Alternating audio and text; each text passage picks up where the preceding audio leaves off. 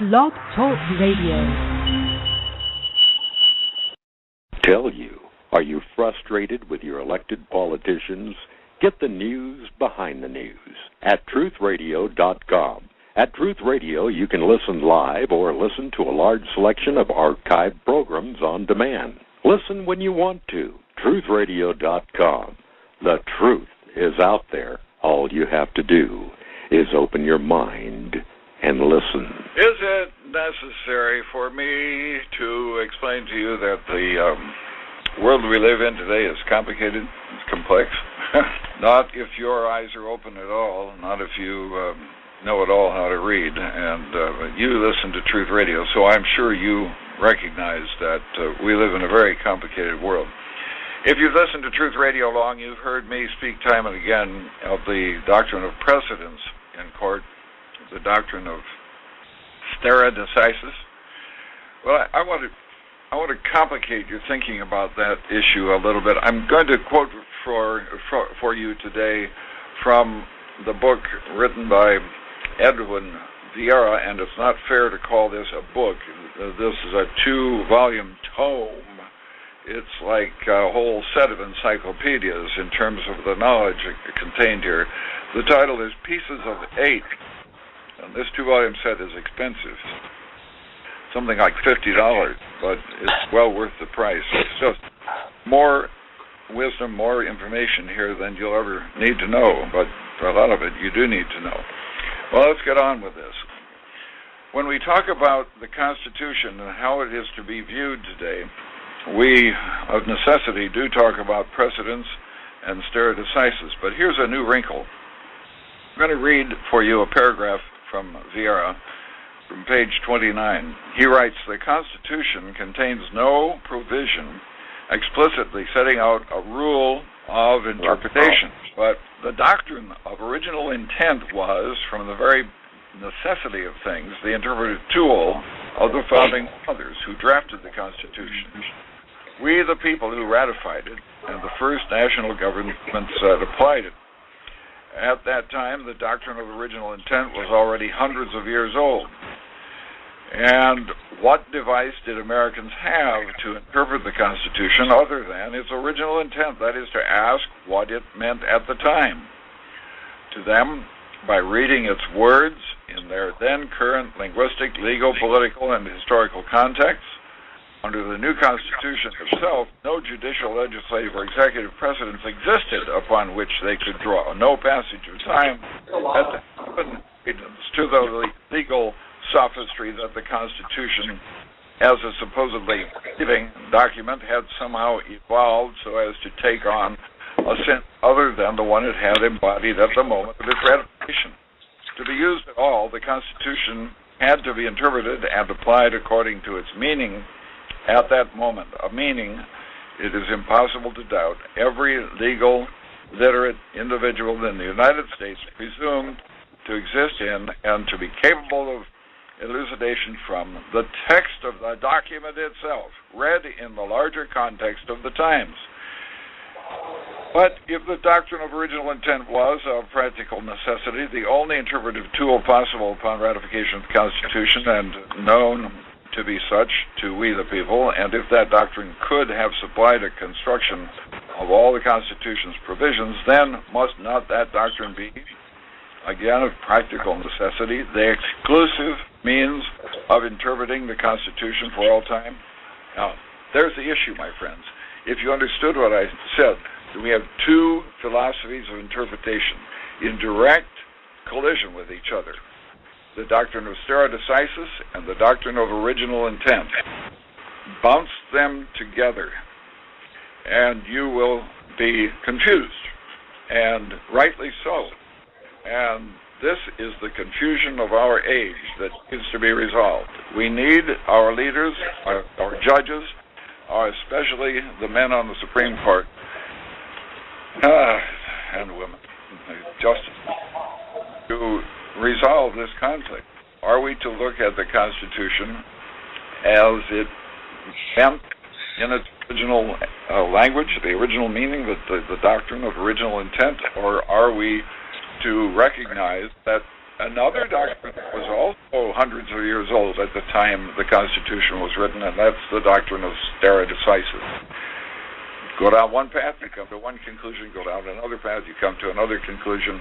This is the conflict we're involved in.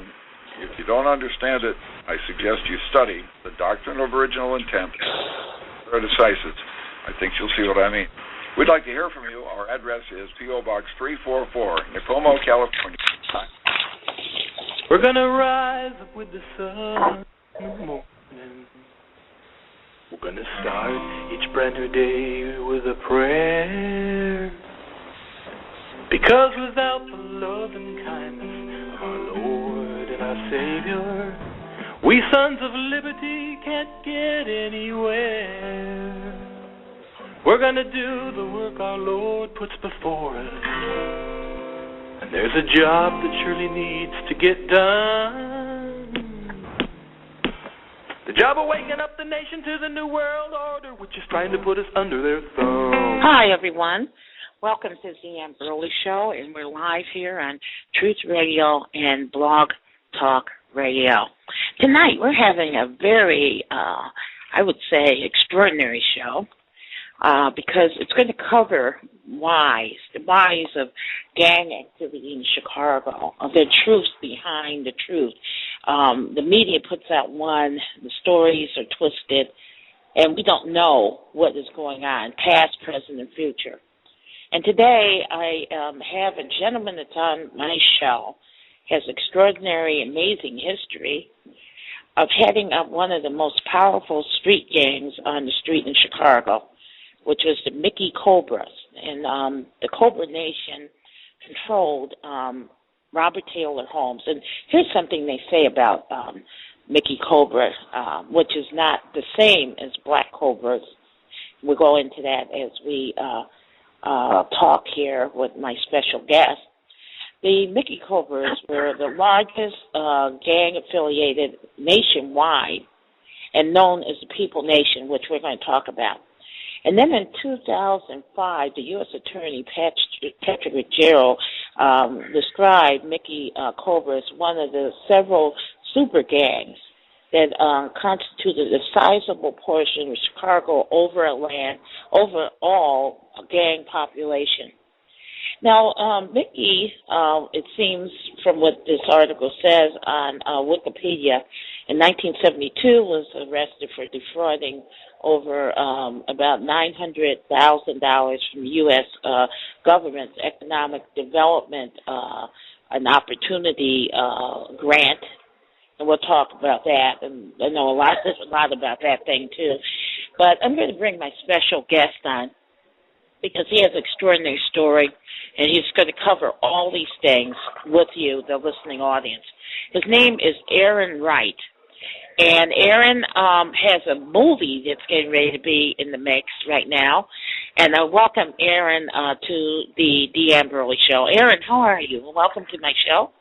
Hi, how are you today? I'm glad to be on your show. Thank you for. You know what's weird too? I was reading through this, and they said the colors for the Cobras was green and black and extraordinarily. So I just wanted to find out the history of what the Cobras were about. Tell us about the Mickey Cobras. How was it founded? Well, it was founded through a guy named Pony Soldier, after Mickey Caldwell passed in 1977. But we was originally Cobra Stones up under the leadership of Mickey Caldwell and Jeff Ford. And, you know, after his passing, Pony Soldier actually was the one that said we're no longer Cobra Stones, we're Mickey Cobras. We was representing Mickey because Mickey was an outstanding member of the streets. Not only he was an educated man that had a vision of us having jobs, not being in gangs, you know, for his gangbanging, selling drugs. He wanted us to be gentlemen and strong black women and men in this world. He wanted us to have jobs, union jobs so we can be able to feed our families. And when you hear stories of what other people talk about this man, 99% of that stuff is false. Because at the end of the day, Mickey Caldwell didn't deal with drugs. He didn't deal with gangbanging, raping, and robbing and stealing and nothing like that. No, he wanted us to be educated black folks, be able to walk up into them white companies and be able to demand the job that we wanted through our actions, through the education, through our experience. And we wanted to be a asset to the city, not like a scab on a sword. No. And that's why I'm here today, to, get the record straight, set the record straight, and be able to hear it from a person that had almost 37 years in this situation. Well, tell me, now, how did you get involved with this? What brought you to getting involved with this gang? Well, first of all, we was never considered ourselves as gangs. We was always an organization. And to my daddy, Charles Edward Moody, his nickname was called Stretch. He was one of Mickey Caldwell's foot soldiers. He was one of the men that went out there and promoted black peace, black pride, black unity, out there campaigning to get unionized in certain locals that was out here back in the early, late 50s and early 60s. Now, the interesting thing in the unions back then, too, they discriminated heavily against African Americans even belonging. I know that for a fact. It was very difficult for a person of color to even join a union or get to be a tradesman. Is that true? Yeah, exactly. And that was what Mickey Caldwell was always fighting for. He was a visionary. Just think about it. If we was union in these jobs now, our grandmothers and grandfathers and our great uncles and aunties wouldn't have to suffer as much as we're suffering today. That was his vision, to be a part and an asset to the city and to the state. And that's what he fought for. And what was one of the things, too? Now, they, created the Robert Taylor homes, I would say back there. The concept started around the late 40s and 50s. Which my father, Dan Burley, tried to fight against because he knew what they were planning on doing. And it was an isolation containment center, almost like a prison set up for African Americans. What was his view and your view of living in the Robert Taylor homes and also the projects, as they call them? What did you think about it? Well, basically, When I was a young kid, it was isolation. Not only that, it was oppression, depression, and I thought it was like our nickname, the hole. And when you look through a hole, it's only one way out, and that's up. So it was always a place of how could I say it? It was depression. We didn't see no good ending. So my impression of the Robert Taylor homes was like a prison for a kid and their families. Only thing different was we was free to go in and up out of the place. But once we in there, it was like a prison. You got police walking up and down the galleries, ear hustling in the windows, ear hustling at your doors, harassment by just being there when there wasn't no call. So, yes, it was a very depressing place. But we also had good times. We made it our home. We made it fun for us, people that lived in it, people who ever walked my shoes and understand what those projects was all about. It can make you or break you. And it broke a lot of us, but it also made a lot of geniuses out there. You wouldn't believe it. Hello?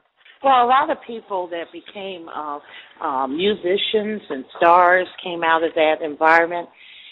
But the thing was hopelessness.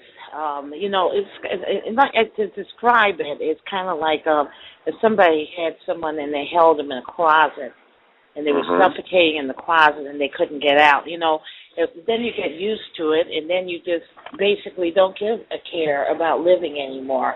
are doing anymore. And but the thing is, in the beginning, it was pretty good. The government provided income through public aid and various things, but the income they provided separated the families, the husbands from the wife and children. And is that true, or what did you see in that with the government aid situation? I could say 70% of that is what you're saying was true, because you got to think about it. When they built the Robert Taylors, it was before the Vietnam era and then after the Vietnam era. So you got to understand, some of those fathers came back junkies. You know what I'm saying? They got injured or shot in the war, whatever the case may be, or it was various of things. But yes, it was a single family homes. It was a lot of mothers that was there with their kids.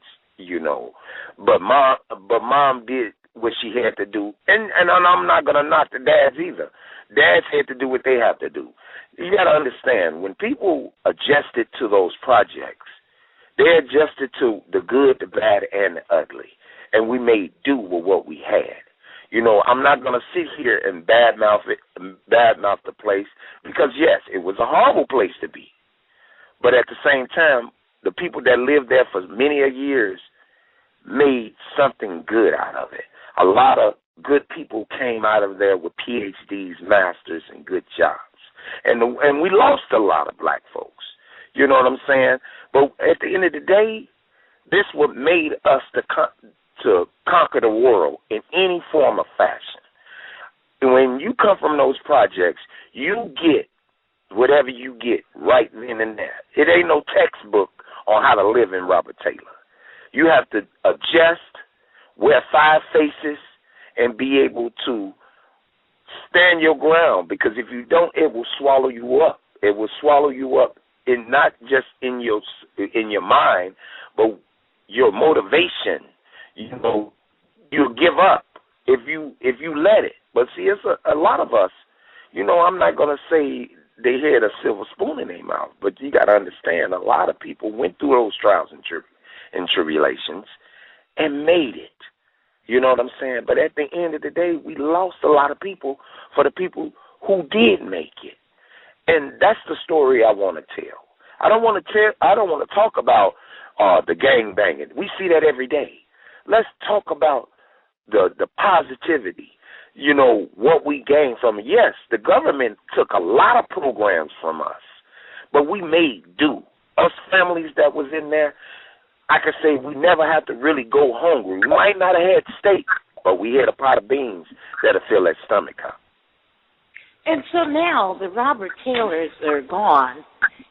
But the thing is, I wanted to, and we're looking at a high level of shootings and gang activity, but before we even get to that, we've got a while here to go here on the show. Just tell me right now, you're talking about an organization, not a gang, that was formed around the time of, the Black Peace Movement. And they were trying to create a situation, an environment to get people unionized so that they would be able to get work and income. Now, you know this, the notice of the community was that they moved all of the major corporations out of the community. They moved out to manufacturing. We talked about the bread company, the milk company, Wanzer used to be over there. And I was wondering if you want to make some comments about those companies. Them companies, well, those companies, I was young when those companies was really booming then. But as I'm growing up, I only saw 4 people where I come from that ever had a chance to work there. And those 4 people went through hell just to keep their jobs. I also, I can't see all these major high-end companies in the center of the ghetto, but you wouldn't hire a majority of your employees from the ghetto. My thing was, if you get them from the projects, actually you helping them get a trade, they taking care of their family, and then you guarantee for them to come to work on time. But you know how the powers may be in the political world. They'd rather get somebody from Schaumburg and Palatine. Hell, they'll come all the way from Bloomington, Illinois, to keep us down, keep us depressed, because that's what was one of the things that people was depressed about. All these major companies around the surrounding hoods, but here it is, you're not helping the hood, but you're taking the tax dollar. So that's what Mickey Caldwell was always about. I have to stop you right. I have to stop you here because we're going to commercial break, and we're joined with my co-host John, and we'll be back at the station now. Okay. We're going You to drop commercial. kids off on the most dangerous street in town and tell them, have fun, see you in a few hours. Of course not. Why do you leave them unprotected on the internet? Affinity Corps' filtered internet and web accelerator make it safer and faster to log on anytime. For $9.95 a month, your family can access the web and help change lives. Or give 10% of your monthly bill to a charity you choose. It's given over $70 million to help charities around the world.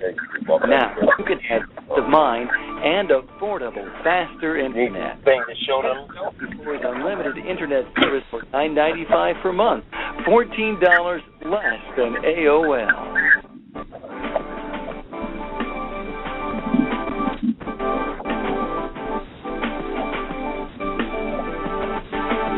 Phone 800-311-2418, toll free. And your order will help support truthradio.com.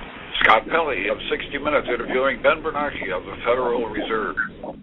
Next month, how do you spend it?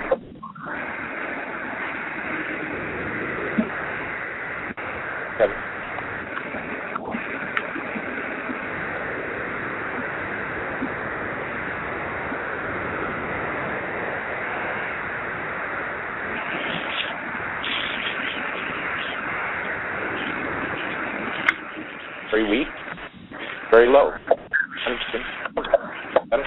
We wind those programs, raise interest rate, money, involved. He's not kidding about printing money. The Fed issues U.S. currency.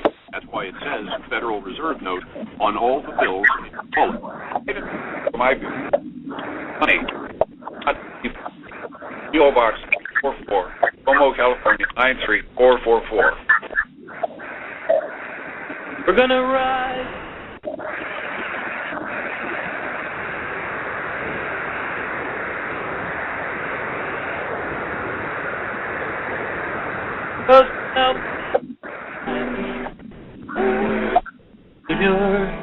We sons of liberty can't get anywhere. We're gonna do our Lord. Job to get done. Job of waking up the world order, which is trying to put us to their thumb. Hi, everyone. Welcome back. It's Deanne on the Deanne Burley Show. We're live here with Aaron Wright of the Mickey Cobra organization. And we're going to talk more about what happened in disintegrating a lot of the things that happened in Chicago. Mickey Cobra was educated, and he went to college, and his vision was to try to organize and put people in unions. And the thing was, how was he killed, Aaron? What happened to him? Well, he was murdered, and, you know, it's things on the street that it might coincide with who had something to do with it, but I'm not going to get into that because you got so many stories, so I don't want to put nothing out there because right now today is not clear, you know. So the thing is now, where is the Cobras now since they tore down the Robert Taylor homes? Well, you still have pockets of them. You have Princeton, you have Normal, you have May, St. Lawrence. You know, they still around. You know, it's not really a home base anymore for the Mickey Cobras. But, like, say, for instance, if we have reunion parties, birthdays, and funerals, everybody still shows up. Because when it all boiled down, the Mickey Cobra Nation was a family. It was a family. We wasn't about gang banging, you know. It's just after Mickey passing, you know, young guys got involved and they felt that the union movement wasn't working, so, you know, a lot of them fell into the streets, became drug dealers or thieves, or, you know, a lot of people lost their drive. But then, you know, you still had some that were still fighting the movement because they couldn't get unionized. That didn't mean that they couldn't be educated. So basically, you still have pockets of people still fighting for the cause, but doing it in their own individual ways. Now, when people from the Robert Taylors went out to try to get work, how were they greeted when they went to get jobs back then? You know, what was the downside of what happened when they went out? Because they were black, and sometimes they was also judged because of their address. See, you got to understand, the projects had their own, each building had their own address.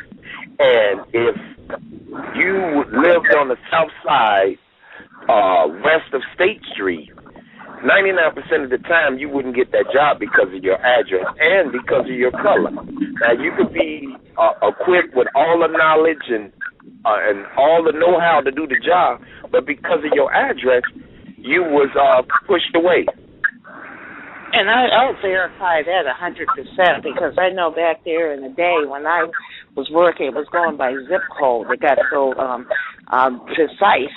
If you lived in a certain zip code, you got nothing. If you lived in 60601, 60614, you know, 606, certain numbers would get you anything you wanted. But then if you showed a black face, you were pretty much discriminated against as well. But it was worse for people south of 22nd Street of Chicago. Now, so now, today, what's going on with the young people, would you say? Why are they saying that the young people are going crazy and shooting everybody and they have to bring military in? What is your take of what's going on in the street in Chicago? Actually, ma'am, it's to be point blank with it, no guidance. Actually, they don't have a father in the house, or you know, they don't have that family structure. So when kids grow up to have kids, they actually trying to be their friend instead of the parent. They forgot about. I mean, these kids are really not guided the way they supposed to be. If they understood the struggles that we had to go through to get to this point, I think these kids will be able to step it up a notch. But because they don't have a guidance and there ain't nobody out there trying to talk to them, see, one thing about these kids, you can't talk over their heads. You can't talk to them like they stupid. These kids are very educated and smart. So you got to talk to them. You got to hear their voice. You got to hear their mind. You got to hear their heart. And 99% of these kids, they just want to be loved. And the only thing they really thinking that they get love from is the streets. And the streets can lie to you in a heartbeat because it almost got me. So my thing is I need to get out there and actually just hug these kids and tell them, listen, I love you. You got to tell these kids in their face, even if you don't know them. Just tell them, I love you. They might look at you stupid, but you best believe it's going to resonate in their head after they leave you alone. These kids need love.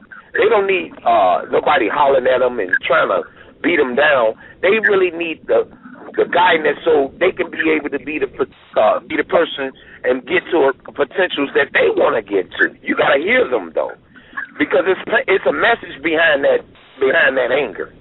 No, it's just like, you know, a lot of people don't realize this, but what you're saying is 100% true because, you know, the parents are frustrated. They can't get jobs.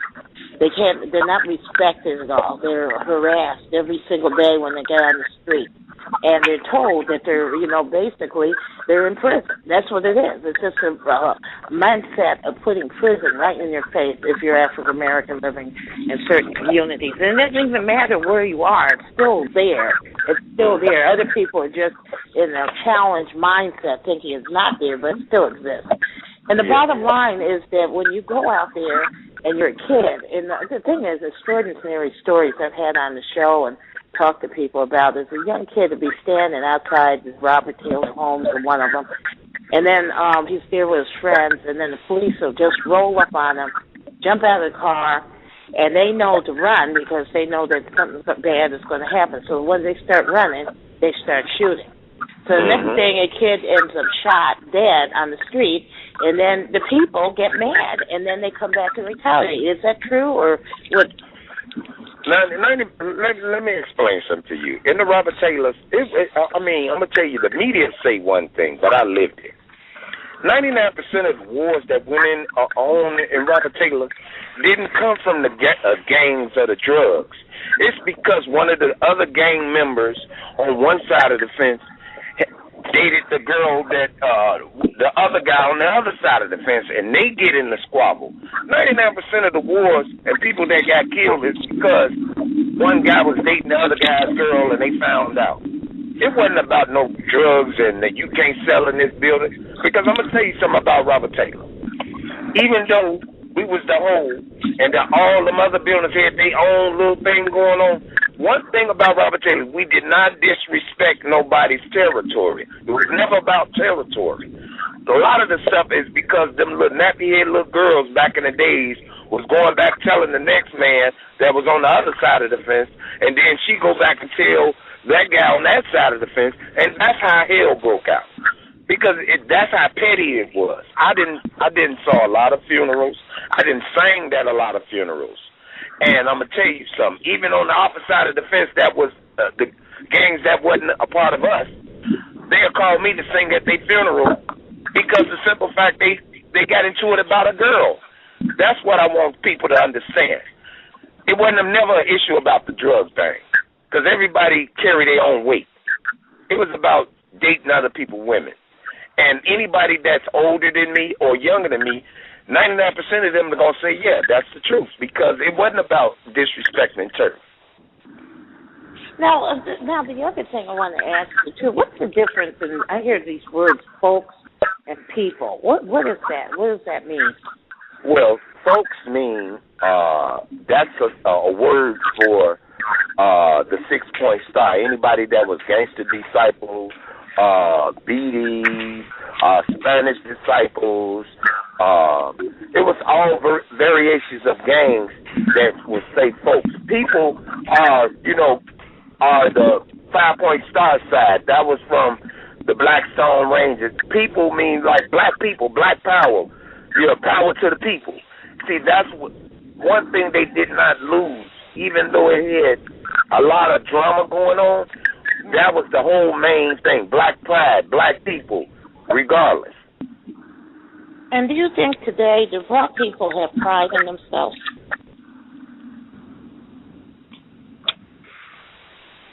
Hello? Yeah, today, do you think that African American people have pride in themselves? If you want to put a percentage on it, yeah. I will say 45% of black people still have pride in themselves, and that 65 is just going by the flow because they lost faith not only in themselves but in their city, the government, the mayor. You got to understand, majority of your votes when it's coming down to these politicians come from the urban communities, the ghettos, a lot of your votes. And when you're not being heard, you could come down and talk to us and tell us all this great things that's going to happen, and you get my vote. And as soon as you get my vote, and you promise these things that was going to happen, and then all of a sudden you turn your back. And it's an ongoing circle every time you turn around, and they cutting programs, the programs that help these single parents and some of the fathers. That's when they get false hope. They lose their dreams, the promises. They lose faith in themselves because they feel like they're inadequate. Why am I here? Why am I struggling? When they can't get no help nowhere, then, they draw off emotions. You know what I'm saying? And if they hard feel that they right, you best believe they're going to fight to the bitter end. And maybe They might be right in their own mindset, but when it comes down to other folks or the government, you're wrong. So it's basically they lost it. So what they doing is living by the day. They're not trying to deal with the future or longevity. They're trying to get to tomorrow to see if they can be able to eat. So what would you say, I don't know if you want to comment at all about Mayor Daley and the Burgess case that happened in regards to him basically picking up African Americans for no reason on the streets of South Side Chicago and torturing them and victimizing them. Do you have any idea about that, or what is your comment? My comment about that, Mayor Daley used us as guinea pigs. I know a few brothers that come from my area, especially the Porter brother. I grew up under him with my dad, and they was unfairly convicted. They used us like guinea pigs, like okay, let's lock him up because he ain't got no education. He get SSI. We can get free slave labor up out of him. Yes, they picked us out like lab rats because at that time, like I said, a lot of people lost their drive. And when you don't have experience, if you don't have the education, and you got a background of petty theft, or it can go from misdemeanors to a felony. Mm-hmm. Yes, they're going to grab those people, and they're going to use them because they feel that we uneducated already, so we ain't going to go to the law library or just, and investigate our case and see if we can get that case overturned. They feel that we was going to die in jail anyway because we monsters. Well, that's very true, especially even today the judicial system is totally biased towards African Americans and Latinos, and especially us. The thing is that I worked in the court system. I know what I'm talking about. If you go into the courts today, if you don't know anything about the law, they can basically get you to testify against yourself when you haven't done anything. And then once you say you're guilty, you're guilty. And once you say you're guilty, it could be a small infraction of the law. Then they blow it up, and they'll use that, and then you won't be able to get work, and you're criminalized the rest of your life. Is that not true? That's right, and that's what they call a habitual criminal in their court system. If, say, for instance, I go to the store and keep stealing the same sneaker every time I go into the store, that's a habitual criminal. They will hold that against you. They'll have that on your record. So if you go and maybe you and a guy got in a squabble and he said that you hit him, they'll lock you up and be ready to give you 10 years because of your background, not because of the case. You know what I'm saying? You got to treat every case individually. But if you're going to go by somebody's background, I can understand if he was a pedophile, if he was a murderer, if he was doing anything that was harmful to other folks. But to lock somebody up because he's stealing to get something to eat, and you giving him 10 years because he stole the same Snicker bar? Come on. That's what I'm saying, slave labor. To get them license plates for the city, to get those little buttons or whatever the case may be that helps the city. They put those same companies into the jails and only pay them 10 cents a week. Come on. That's slave labor. And it's privatized. Everything is being privatized now. And the thing is, the money is there. Criminalization of African Americans driving. I mean, this nonsense reports of pulling people over, claiming that they're seeing their seatbelts in tinted window cars, and people just go along with that as being normal, and that somebody can see at 8, 9 o'clock into your car to see if you're seatbelted or not.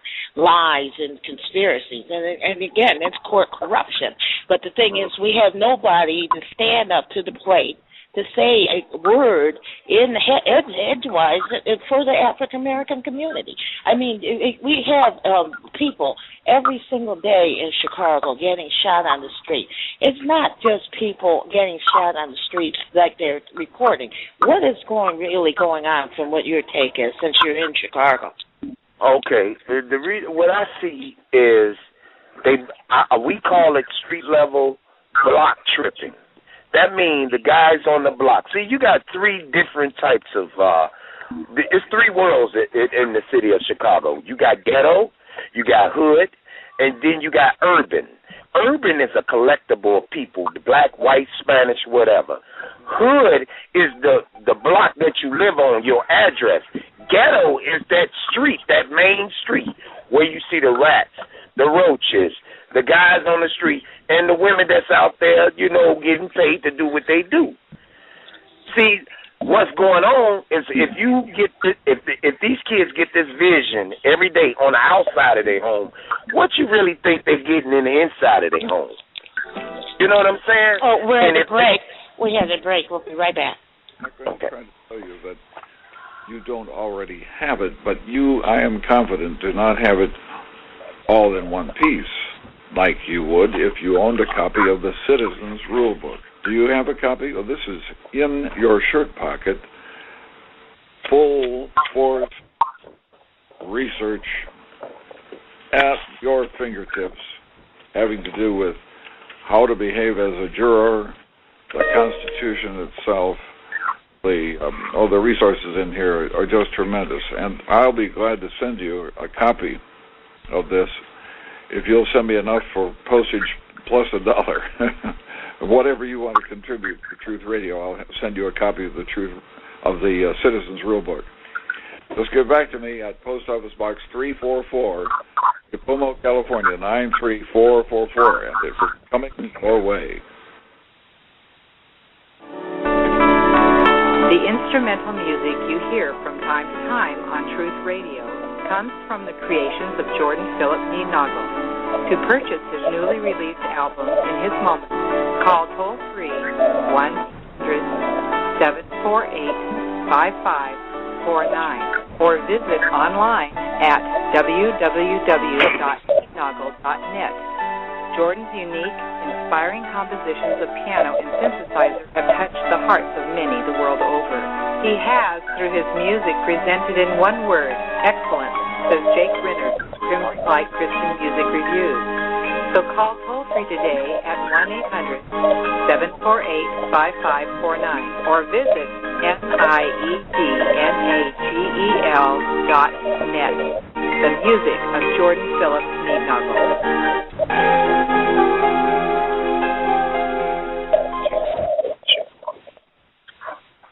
We're gonna rise up with the sun in the morning. We're gonna start each brand new day with a prayer. Because without the love and kindness of our Lord and our Savior, we sons of liberty can't get anywhere. We're gonna do the work our Lord puts before us. And there's a job that surely needs to get done. The job of waking up the nation to the New World Order, which is trying to put us under their thumb. Welcome, everyone. It's Deanne on the Deanne Burley Show, and I'm joined with John Alshausis. John, you there? Yes, can you hear me? Yes, I can hear you. So do you have any questions? No, I'm quite impressed. You're pointing out social programming situations. You're pointing out, there's the good and there's the bad and the in-between, and everybody has to build their discernment and pick a style of life that enhances them if they want to step above. Otherwise, they step below. And, there's a lot of life there, good and bad. And the only thing I'm going to tell you is everybody's people. You don't have to label it black. I understand there's another level there. But there's a diverse separation of treatment, and it's been going on for I don't know how long. We as African Americans have experienced non-compliance to the courts regulating rules of law in our behalf. The Burris case was one of the most horrific ones because people were forced to testify, and when they didn't do anything whatsoever, many of them lost their lives. And this guy only got 40 years in jail, where a bunch of people ended up dead on the street because of them. And then at the time, who was the state's attorney in Illinois? But there daily and working co-host with the persons involved with prosecuting these cases. And it's no different in DuPage County. All these counties are still doing it now. And the thing is, the rights are being violated. And the thing is, if you don't fight for your rights, the thing is, it adds up on you. It could be you could walk across the street the wrong way with a dog. It's right there on your record.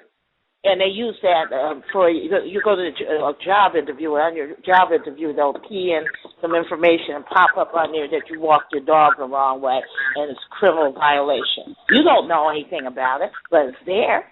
And that's why a lot of black people have basically given up. It's wrong. Is that what you feel there, Aaron? What is your opinion of that? My opinion on that is I understand what that man is talking about, but he got to understand he didn't live in the projects. He didn't live in the hood. He didn't struggle like we had to struggle. You know, we didn't. He didn't have to go to Mary Jane or Sue's house to get a stick of butter. You know, and if you did, it was a tax on it. You know, a lot of people can say don't put black on it, but it's the truth. You got to understand, from the early 50s to now, it's modernized slavery. It's still separation. It's still segregation. And when it filters on to the streets, now you got your kids actually acting out. No, they don't have a high deficit disorder. What it is, this is lack of education, lack of self-worth, lack of money to take care of home, so they have to steal Peter from Paul. See, people can say whatever they want to say and say that we shouldn't put a black label on it, but it's the truth. It's the truth. If you step in my shoes for a week and walk them little pissy hallways that I did, then you'll have a whole different aspect of it. Because I never knew white folks to live in Robert Taylor's home. I'm not trying to sound racist, but I never saw a Spanish person walk or live in Robert Taylor. Only thing I knew of is black folks until I got older. So the problem is today is we don't have no black unity anymore. It's all about self and what they can get at the moment. Nobody's thinking about future or longevity. They thinking about if they're going to have a bag of potatoes in their house tomorrow morning to feed them little kids that can't feed themselves. See, you got to understand this is a historical stress that's been going on since the early days to now. So when it's migrated through families, you're right. This is what you get. When you took the fathers out the homes, when you took the jobs and the welfare from the women and the men, this is what you created. I could say 40% start at home because the nourishment, the education, the know not to put your hand over a hot fire, you'll get burned. That starts from home, right, wrong, common sense. But when it comes down to society as a whole, everybody is a family member, regardless if you're blood or not. Because if the economy is low, you're going to get depression, oppression, destruction. And the thing is right now, too, under all these new plans and programs and all these little buzzwords they're cutting out aid for families. Pretty soon there isn't going to be a food stamp program. The waiting lists on these Section 8 programs are extraordinary, and they're making it more and more difficult for people to even want to have anyone in their home like that. Because on the other end, the person that has the home, the contract, has to go through all types of levels of investigation before their homes are even allowed in the Section 8 program. So the thing is, it's the thing that they're taking away people's housing, taking away their right to have food, taking away the right to have a job. They're giving jobs to everybody else but people within their own community. So what do you see coming in the future right now at this point? Aaron, what do you see? You get now a situation that the new mayor is talking about militarizing the police to a level of dealing with the so-called gang issue on the streets. What do you see getting ready to happen? Martial law. One word. Martial law. Because while they putting so much emphasis on the streets and try to maintain the streets, you can't maintain a jungle when it ain't enough food to eat. I tell you what, I bet any type of money, if one of these companies grab 10 guys off the street, I don't care where they come from, and you let them have them set up a program where they go to school for 4 hours and they go to work for 4 hours, I promise you, crime will drop down. I'm just saying. You know it will. You know it will. Look, it will drop down because now they're making money to feed their families. They're not going to get in trouble or get out there and go to jail because they don't have. They got something to fight for. They got a job that's paying them adequate money, and then they feeling good about buying their kids something to wear. They want to be in their kids' life. They want to be able to go to the programs where their kids is performing on stage, if it ain't nothing but blowing a horn or saying a poem.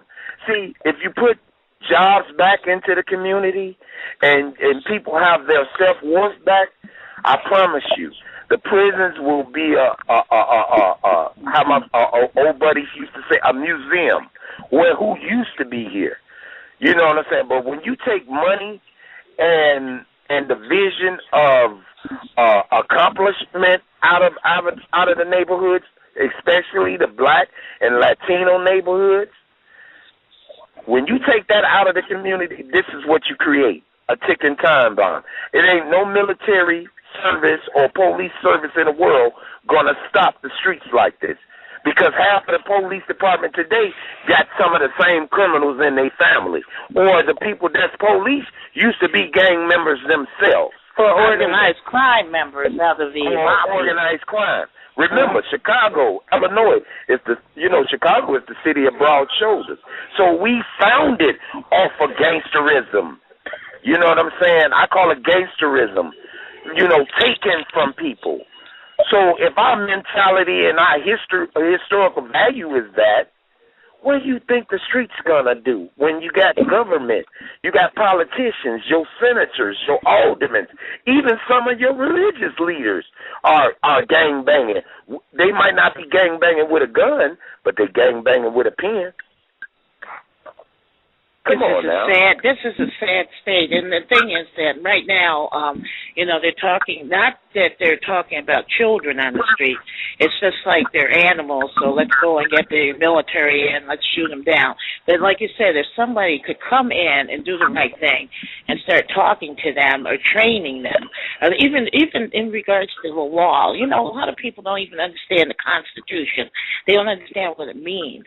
They don't understand how it's used in a court of law. It's not taught there. It's not used there in the right principle because people are not trained in how to move the law. And then if they are taught, then like myself, they come after you. They harass you. They try to put you out there in the street and then put a chain of underground links together to totally disenfranchise you completely. You don't have any of the people like back in the day, the Adam Clayton Powells and the H. Rap Browns and the Stokely Carmichaels and people that stood up and said, hell no. These people today are complacent to what is going on. And it's not only in the black community either. Right now, it's a mildew and I call it mildew because it's rotting this whole infrastructure in the United States. Because people are not understanding what's going on. I mean, I'm in a college right now. These kids are paying, I don't know how many zillions of dollars to go to college. And then when they get out of college, bam, the first thing that reaches them is a student loan they can't afford. Now, you think about the people that go into junior college that were, in the Robert Taylor Homes and projects, and they got hit with those loans. They don't have the ability to pay. So then when you get depressed, what do? Yeah, then they use drugs. I had a guy on last week about how he was addicted to pharmaceutical drugs because he was in pain all the time. So they've created a drug-created society and a culture that we always have to look for in the urban communities is prison. Until we get some politicians in, which I doubt we'll ever have, that will start saying, okay, let's open manufacturing. Let's put small business to work. Let's protect the farmers so they can produce more food. We're going to be at a doomsday. Maybe 2012 will be real. What is your opinion of that? My opinion on that, you got think about this. In the average low-income community, you got closed down factories and companies. And you hear politicians on TV about go green and healthy foods and all this. Okay, take some of them companies.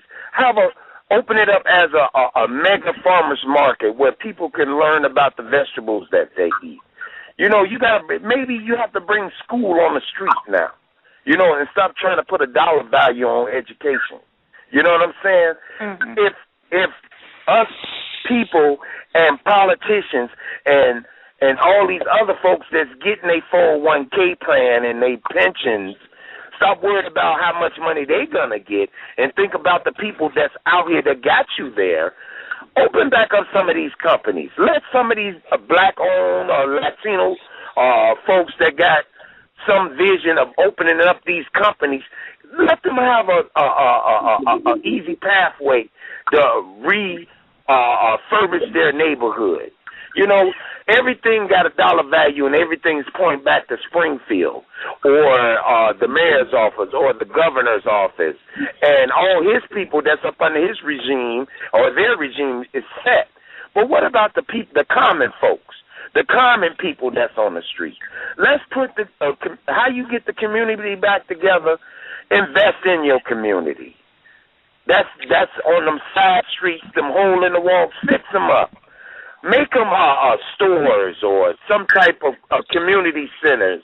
Where's the leadership? That's why myself, Aaron Wright, is doing what I'm doing. I'm putting my story out there and letting these young guys and these young women know I've been through the gorilla in the midst. I've been struggling. I've been out there. So I'm not going to talk over your head. I want to know how you feel. What do you want to accomplish? And if I have to stand toe-to-toe with you, side by side with you, I'm one of them soldiers that will. That's what that's how Mickey Caldwell wanted us to be. Wanted to be a leader. Stand up for our rights. Stand up for the cause. Not go out there and shoot my brother. For what? Flinch when a police car appears in your rearview mirror, or you get pulled over. Are you squeamish when an envelope arrives in the mail with the return address of a court, a government agency like the IRS, or some law firm? Would you like to escape government agency harassment? Then visit escapeharassment.com. George Bush allegedly says the government constitution is nothing but a doggone piece of paper. We're back on the air, and Truth Radio is off right now.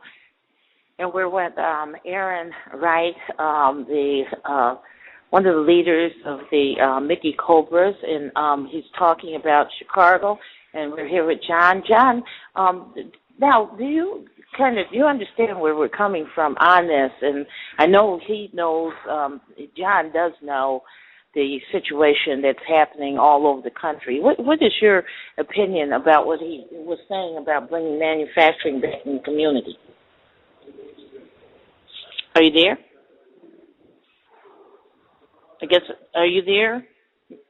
I'm here. I guess I lost John. He was there. I'm not sure. He must have dropped off. Yeah, he did. But the thing is, I was thinking when I was talking to you, I said, well, how about me traveling down to Chicago and meeting with you, and let's go down to the City Hall meeting and bring this up before the City Council. But, I thought about that when I was talking. I was getting ready to mention it. I said to myself, what's the point? You know how many countless numbers of times I've been to City Hall meetings, I've been to school meetings, I've been to all these different people, and they just sit there and they listen, and they do absolutely nothing in regards to what is happening in the community. They talk a lot of fluff, and they're not really involved. Is that what your feeling is, or do you think it would work going down there and talking to them? I would love to go down there because I don't have nothing to lose. You know what I'm saying? I'm already stealing Peter from Paul. So it's nothing for me to let them know this is what the streets want. This is the environment. This is the cries. See, if you got to give it to them in the raw. Just like back in the days they had it on PBS, Scared Straight and Cell Block H.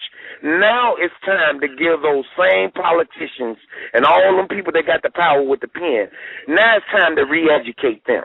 See, because they don't have to walk in these alleys. They don't have to walk down these streets. They get carpooled. You got to understand that. So they got that silver spoon in their mouth.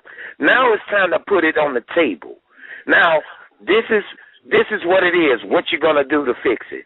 But just putting police on the street ain't doing nothing but enhancing it even more, because the police will sit there and talk to you like you ain't nothing. They don't have no sensitivity training in their system. I mean, I'm in the suburbs, and it's the same thing. They have no sensitivity. They have no idea of what it is, how they, and they pick people they figure that don't know what their rights are. And the thing is, it's so scary that if you do know your rights and they challenge you and you're by yourself and you have no one around you to protect you, they can put you in the same trick bag as that Burris did before he was, locked up and put away. How many years was it before 20, 30 years he went and lived over in someplace in Florida, Bahamas, without anybody doing anything, and it took him how long? He was in Tampa, because I actually went across him at one of the little strip clubs down there. So I know exactly who he was. And I didn't confront him, but I looked at him and I spoke to him. But he was down in Tampa living a high life because of the simple fact he's living off a good pension. You understand what I'm saying? Mm-hmm. Now, the police is doing that. That's been going on forever. Just like some of these guys that, all of a sudden they get arrested, and then all of a sudden you find out that they dead. I got a guy, we used to call him HB from Robert Taylor from The Hole. Now, I know this man. He played football. He didn't have no suicidal tendencies. They lock him up for a bag of heroin. And then a few hours later, he hung himself in the jailhouse. Come on now. I know this man personally. He was one of the guys that kept me in school. Now, how could he just get locked up and hang himself, and did nobody see him, but y'all got cameras everywhere. But all of a sudden, that particular day, the camera was broke. Come on. How can he hang himself when they take all that away from you? That's the point I'm trying to make. You know what I'm saying? So all this thing that they do to try to, they treat you like if you were a terrorist from another country, where they do these things to you just for you to sign that paperwork and say that you killed somebody. Mm-hmm. I got people, I can name numerous of people right now today that's doing 50 years, 40 years, because they was uneducated. Some of them couldn't even read, but they signed their name to something that they couldn't even read, and now they didn't sign their life over to the prison system. The thing is, it's just amazing. There's some things I've been finding out too about some of these policing agencies and things, and I've been there was a raid concerning some stuff they were looking for. They thought I had on me because I was investigating Drew Peterson case. They want out. And these people are monsters. I just call them goddamn monsters. I'm sorry, but I'm not impressed by any politician. I am not impressed by what's going on in the policing world. I worked in the court system. I saw corruption. I'm looking at corruption at 100 more times worse. People walking around in a cloud, and they're not doing anything to change anything, other than worrying about, I don't like this party. I want this party. I don't like Obama. Mainly, they don't like Obama because of his skin color, and that's the truth of the matter. They had a dirty, in the White House for I don't know how many years that had caused Enron, caused a disaster over Oklahoma City, was on duty during the World Trade Center going down, and this son of a bitch, excuse my language, but I can say that here because this is at another level of my show, a mature audience show. But the bottom line is that man is still out of jail, running around loose because of what? We need to limit terms. We need to limit terms of politicians. We need to do background checks. We need to do audits to see what they're doing with the money, because we are, these nations, these cities, they're not broke. These people are robbing us left and right. And the thing is that, the more I talk about it, the more mad I get, because I look at an area where I grew up. I grew up in Lake Meadows as a little girl. My family lived in Hyde Park. And the communities were, we had some difficulties and stuff, but people had a little bit of pride back there, in the 50s and 60s and stuff, even though we were allegedly going under, a situation of racism and stuff. It was different. Today, I don't see nothing. I see blank eyes, dead eyes. It doesn't matter where I go. Even in the suburbs, you look at people with blank, dead eyes because they don't see past tomorrow. And it needs to be adjusted. And the thing is, these politicians are lying to us. They got so much damn money, they don't understand what the people need. They don't care what people need. Is that how you feel? Or? Yeah, that's exactly how I feel. What it is, these politicians, they too busy eating strawberries and buns. They need to come back down into the grassroots and actually hear the people. I will love to see some of them rich folks from the Gold Coast just come down and put some jeans on and some gym shoes on and don't have to ride in no limo and just come down here and feel the depression. Yes, they have dead eyes because they feel that they don't have a future. And when you got 15 and 16-year-old come up to you and you ask them, what's your life expectancy?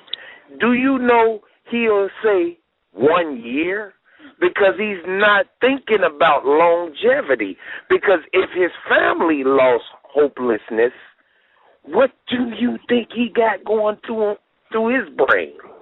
Because he don't have that drive. When your family been up under this cloud of racistness, when you get that and it's migrated through years and years of oppression, now look at your future. Even the suburbs, the kids don't have a clue. These kids don't even have a clue because they living for the moment. Yes, it's the music, it's the stuff that they see on TV. Everybody want to live this hip hop dream or this American dream. No, the only dream that you have is the one that you conquer. That's why I'm trying to get out here and try to help my people.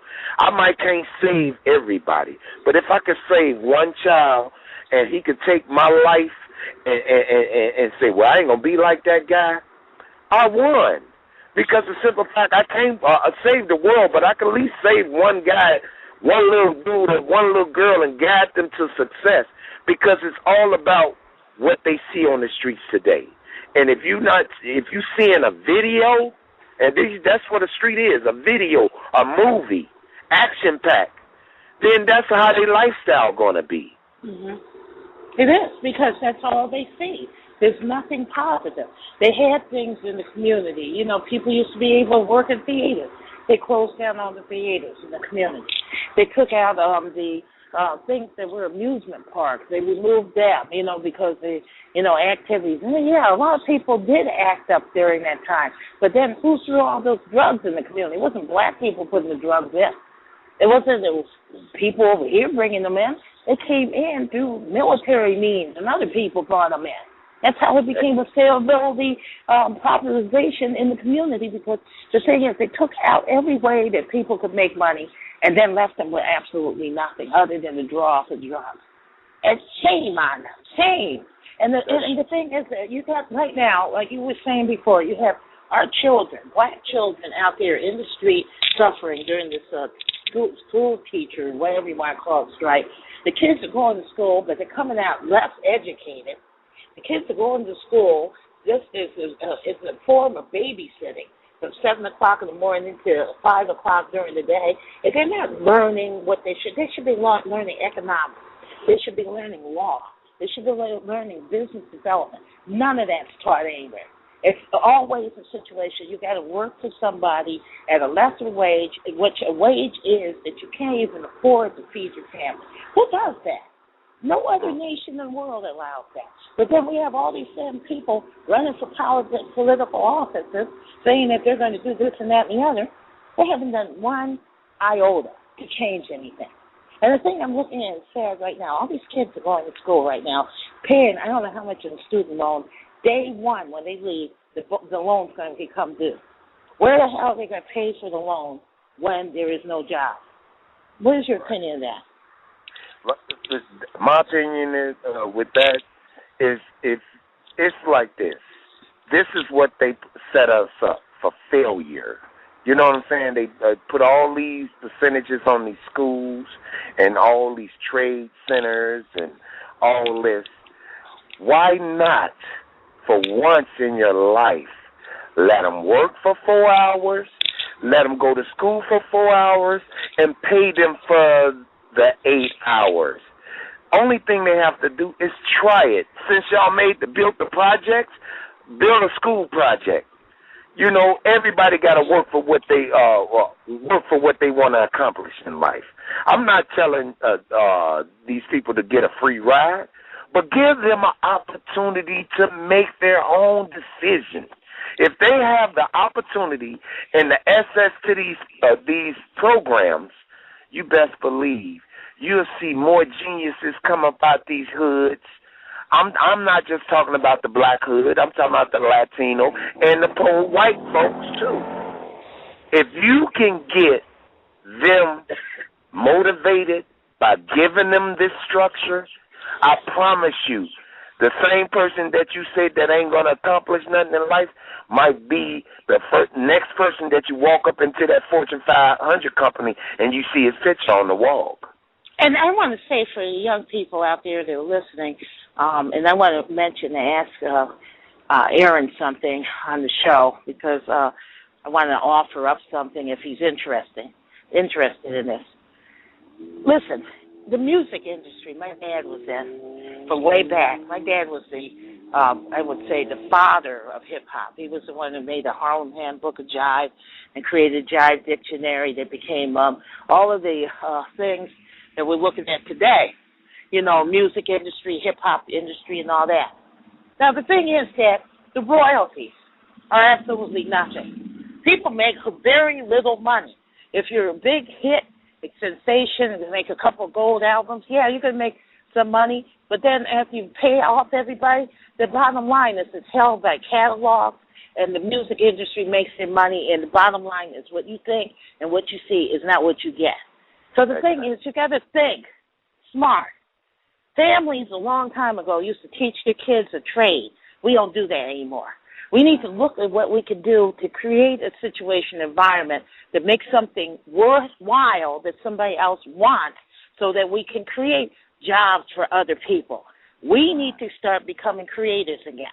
Stop asking these people to do, because the only thing, if they do for you, they do for themselves. And if they do for themselves, you're going to imprison your mind. Is that not true? That's true. That's true.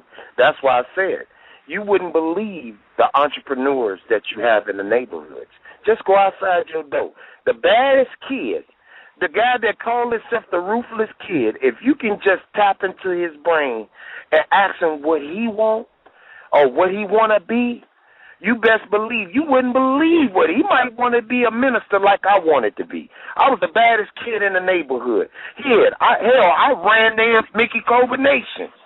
But you know what I wanted to be? I wanted to be a preacher because I always was intrigued about how could a man read out of a book and be able to explain this book to these people and change their lives through words. That's powerful. That's powerful. Because I feel like that. I feel like this. If he can talk to you about the Bible and have your life directed in a positive way, what you think that these young kids can do? Just ask them. I'm not telling the parents to be their friends. No, I'm not saying that. But invest in them. That's what you have to do. Invest in them, the time, the love, the commitment. If you commit yourself to them kids, you best believe you're going to get success out of each one of them. Hello? Yeah. Hello? But the whole thing is that I think we talked a lot about some of the most positive things. I want to have you back on the program. And the one thing I want to ask you, Aaron, would you mind doing a show to talk to young people here on my broadcast, to come on and kind of see if we can talk to them, to see what they want, to see what we can do to get the kids stimulated to feeling that they are loved and cared for, and there's something else other than watching for somebody to come in and destroy them like they're monsters. Are you willing? Would you be willing to do something like that? I'll talk to you later about it. Yes, I would love to be able to talk to my kids out there. They're my kids. They're my brothers and sisters. Yes, because I want to be able to put myself out there and let them know I am you. See, the thing is, us adults, we get to the point where, we talk to these kids like we above them. But at the end of the day, we was them before. So you got to take our past and take the present and fuse it.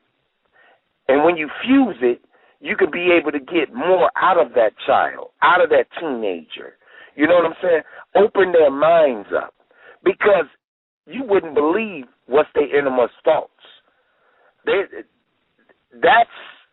That's something that they don't tell anybody because they've been pushed away for so long. They was hushed to tell their innermost secrets.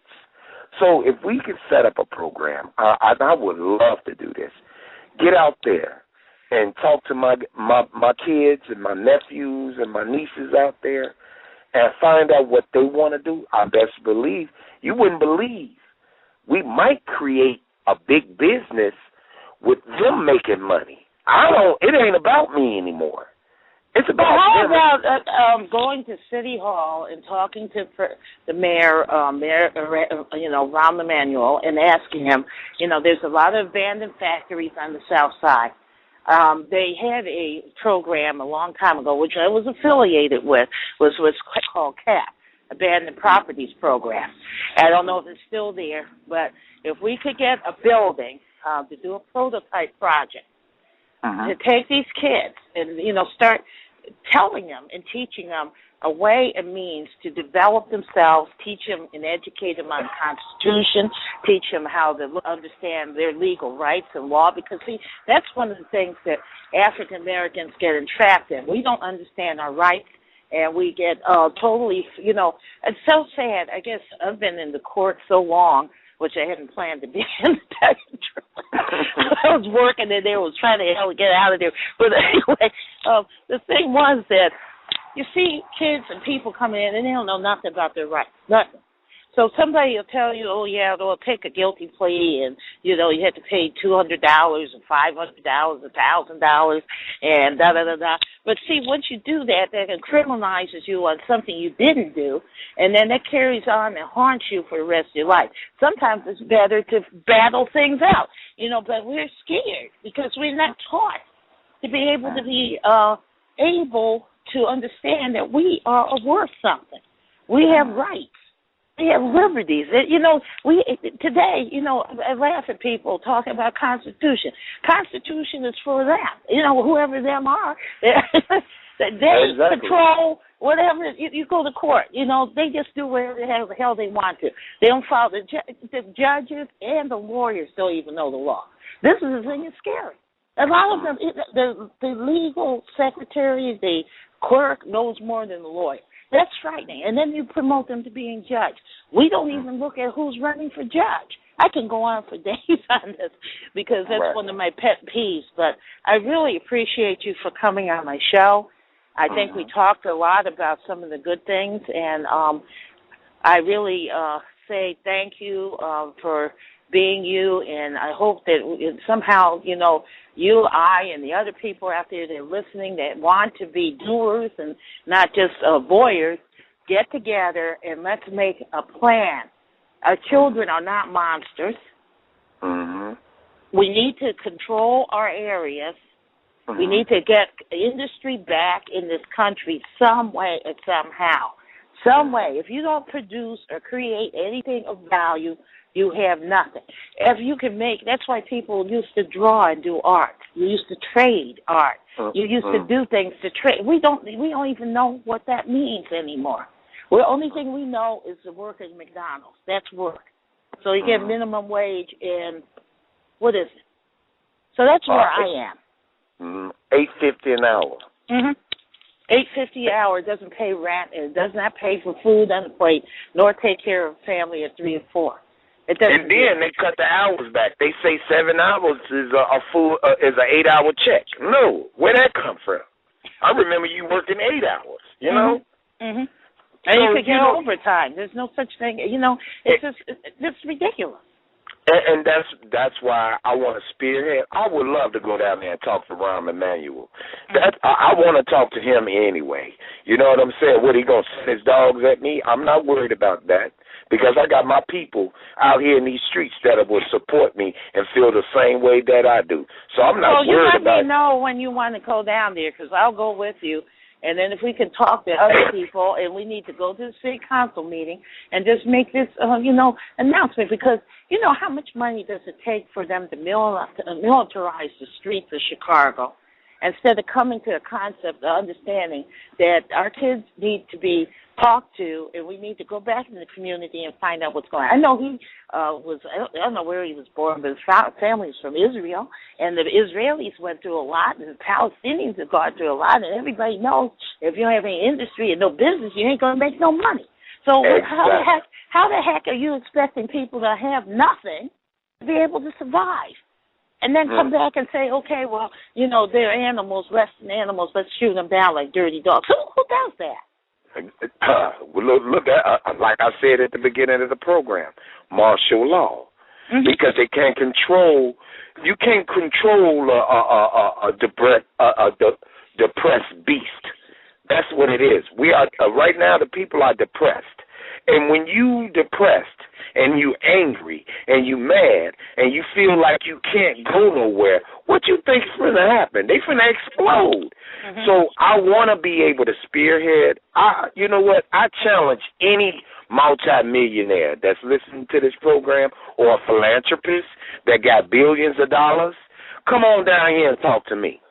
I want them to come and talk to me. Get up with you or whatever. Make contact with me, and I bet you, if you walk with me for a couple of days, we'll have ideas to put money back in the community, and then you'll have millionaires and other people want to be able to join hands because they want a piece of the pie. But it ain't for them. It's for the community. It's for the people that's been struggling. It's time to look out for us little folks now. Because remember, the little folks is what made y'all, the millionaires, their money. You understand what I'm saying? And those big-time basketball players getting $100 million contracts, come on back home to where when you was in the yard or in the alley playing on them creeks and walk these hallways and these alleyways. Only one person, I'm going to say this, it's only one person that I can actually say that came from the Robert Taylor homes and put money back in Robert Taylor homes, and that's Maurice Cheeks. Maurice Cheeks used to live in 5266. His mom stayed there till 2002 because she loved the Robert Taylor homes. Miss Cheeks was the teacher of all teachers. You know what I'm saying? Maurice Cheeks did whatever he could to come home and show the people love. And that's the person that I would love to be able to join hands with me and few other folks that I know and be able to put the money back into the community. Now, one thing I want to ask you, and I know this, you may not want to answer it. The black churches, what are they doing? Nothing. You got some of the most richest churches over there on the south side. A couple of them I know personally. And the bottom line is they have millions of dollars, And you go outside, and the whole area is in disarray. Looks like a neutron bomb hit or something, you know. Yeah, exactly. And the thing is, you go right outside the door, put your foot outside the door, and look around. You know, I went to Bernie Mac's funeral. I did a review of it on public radio. Mm-hmm. And I went out there, and I went to the church, and went out there, put my toe outside, and looked around and said, whoa, what the hell happened over here, you know? And the thing is that the folks in there look like they, you know, the haves. And right outside the door is the have-not. It's kind of like, you know, let them eat cake. You know, you go in, and the other thing I've been talking about here, you know, my dad wrote this book called Great Gods and Cadillacs, and this is my please. They'll ask you to give your last dime for your rent over to the church. Last dime for your rent for your church. And then you go outside and you see devastation. The person that gave their last dime won't be able to pay their rent, but they're supposed to be praying for them to get their rent. And the bottom line is those people might end up out in the street. And, you know, what is it that they're doing? You know, what is it? How is that aiding the community? What is your opinion of that? Okay, I'm not going to say names, but we basically know who. When you see these, you know, I'm not here to point fingers, you know, but I can say this, and this is only my opinion, so it ain't law. Some of these ministers that got these big churches are hypocrites. Because on one hand, you talking about God this and our people this, but then on the other hand, you said, we ain't bothering that. You know, when you have a pastor that's pastoring over a church and he's being a hypocrite outside the church, what you think you're going to get? Yes, he's going to get all this money to make his church beautified and help certain people in the church. And you know what? Some of them, the ministers, I'm not going to say no names, used to be old pimps too. And they still got the pimp game in them. You know what I'm saying? So, they're, oh, yes, you already know, I know. But, you know, I'm not trying to say names and point fingers. Okay, I challenge the minister. Those, them parishioners, whatever you want to call them, come on and walk with me. Walk with me. Come on outside that church. Start going door to door. See how you curb all this? Knock on them doors. Like when I was going to Terrell School in Robert Taylor, one thing I could say about those teachers in Mary C. Terrell, they didn't care about you gangbanging. They used to have a yellow bag, a little yellow plastic bag that they will beat you until you get your jacket on and go to school. They weren't trying to beat you to hurt you, but let you know, hey, I'm your teacher. I need you there. We need those strong teachers like that. So if you're a pastor of a church, I challenge you to go outside your church. If you got a master, big mega church, or even if you got a storefront, start knocking on those doors. Don't worry about them paying their tithes and their offerings. You pay your tithes and offerings to your community. Start helping that lady that ain't got no food in there. Don't down them. Help them. Don't tell them what they need to do. Show them what they need to do. Some of them forgot how to do it. That's what I'm talking about. Stop trying to, trying to talk to these people like they're issue. Yes, they are an issue, but help the issue by giving your services to them. Do something for the good. Make sure your blessings come by helping the next man or the next woman. Mm-hmm. And teach. Go ahead. No, but when we do see this, then there's going to be a tremendous change, and we won't worry about all the stuff that they are saying is to come, 2012, all these different things. It's all coercion, because what it is what they create. You create what the future can be, if it's good or bad, and you can create a good future if you just change the minds of a few people. So I'm going to end on the note of that, and I thank you very much for coming on the show, Aaron. And this is Aaron Wright, and he's going to have a new movie out that's going to explain what was going on, really explain. And I think you would be extraordinarily interested in this movie, and I thank you for coming on to the Amp Early Show tonight. Okay, thank you. and we'll be back tomorrow. Good night, everyone.